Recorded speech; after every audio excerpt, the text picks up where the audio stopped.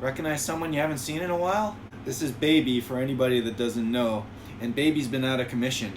But I finally found this. So we're gonna give Baby's engine a new piston and sleeve. Hopefully we can get some good compression out of her. Stay tuned.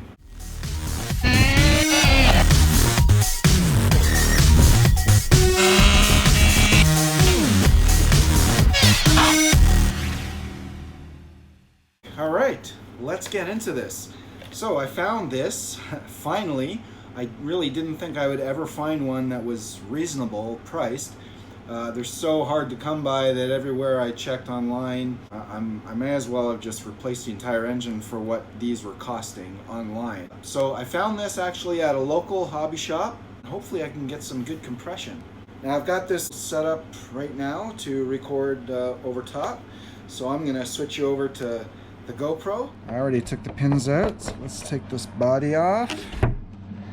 So Baby is an HPI RS4 3 nitro. And what we're doing is I'm gonna take this engine off here. We're gonna take it almost all apart, and I'm gonna replace the piston and sleeve. So without further ado, let's get this engine out of here. We're gonna start by removing any throttle controls and stuff like that. So I'm gonna twist this little ball off here. All right, so that's off. What else is connected? Well, we've got the exhaust mount that we need to remove, and this little fuel line here. Gonna put that off. There's no fuel in the tank anyway, so I'm not that concerned with leaky fuel. And we're gonna need a 2. Take that out.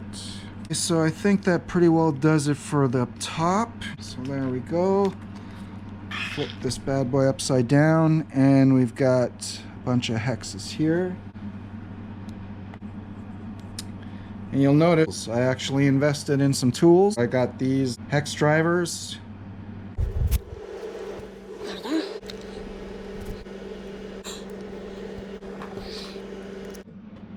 Usually the last one's the hardest. Thank my lucky stars it wasn't. So those are all out now. I'm gonna flip this guy around. She's already nice and loose. Pull this mount off for the exhaust.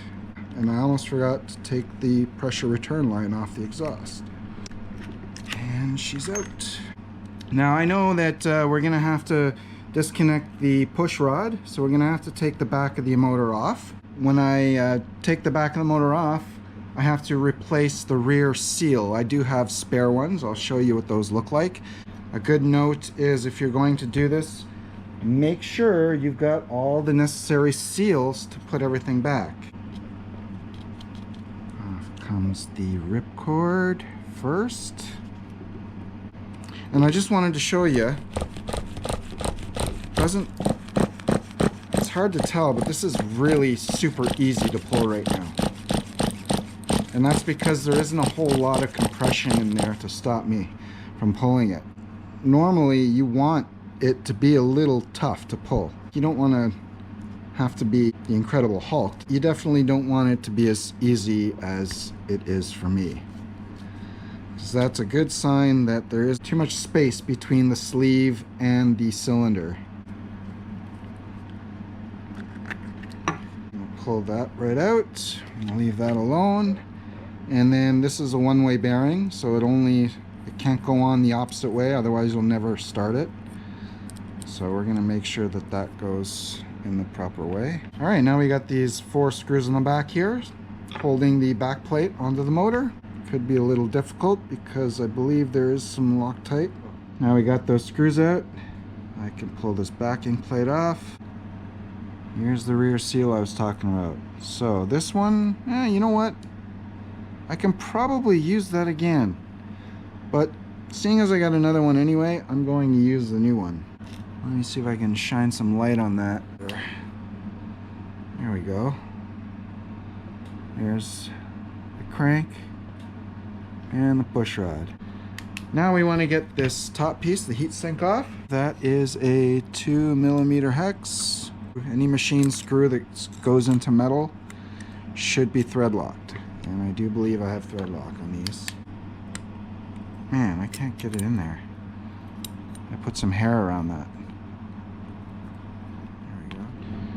Okay guys, so heat sink's off. There's my piston going up and down there. Before we can take the piston out, we're going to get that sleeve out first. Push it up from the inside. Once we get the lip up a bit, we can pry the rest up. There's the old sleeve. Now we got the sleeve out. That piston is going to be really wiggly in there. There's nothing holding it in place. And that's what's going to allow you to take it off of the crank post. Just going to put a screwdriver in there and pop this puppy off. There we go. So I popped it off the crank post and it just fell right out in my hand.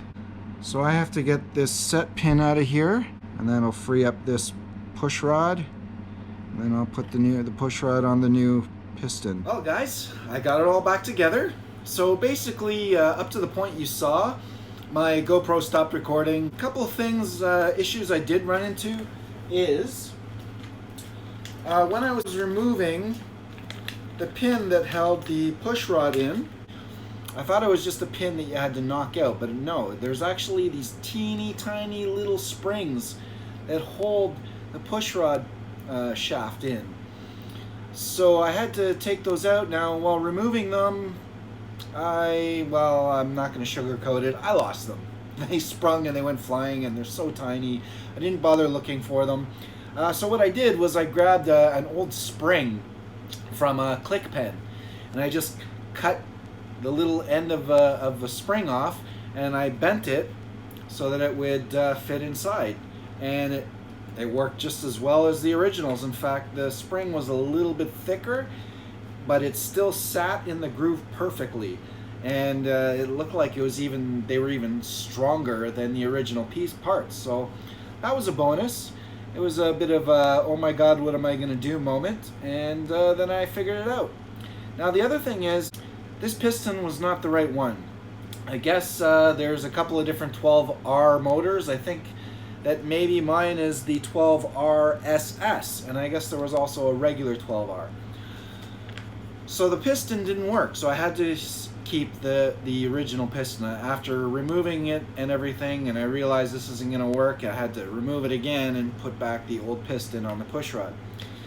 The sleeve, on the other hand, even though it was a little bit different, all of the openings were in the right place. It was just this notch that was in a different place. So that's the notch that tells you which way to install it. So I noticed that the notch was in a different place, so I had to eyeball it and make sure all of these openings lined up with all the exhaust openings and everything inside. So I had to install it that way rather than trusting this notch, but it went in without a hitch.